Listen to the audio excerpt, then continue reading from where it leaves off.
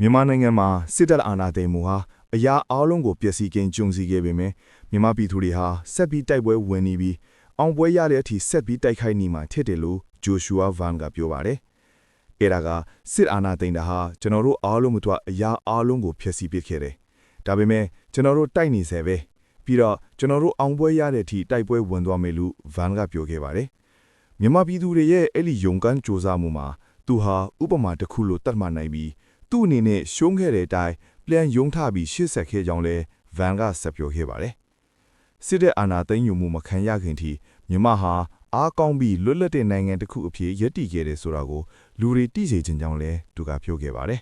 ။စင်ကာပူအခြေစိုက် Straits Times သတင်းစာက Houston မှာရှိနေတဲ့ဗန်ကိုဆက်သွယ်ပြီးအင်တာဗျူးခဲ့တဲ့အခါမြန်မာနိုင်ငံနဲ့ပတ်သက်လို့ကဘာကြီးကိုဘာတွေသိမြင်စေချင်တယ်ဆိုပြီးမေးတဲ့အခါသူကပြန်ဖြေခဲ့တာဖြစ်ပါတယ်။ People Spring မှာကောက်လို့တင်ပြထားပါတယ်။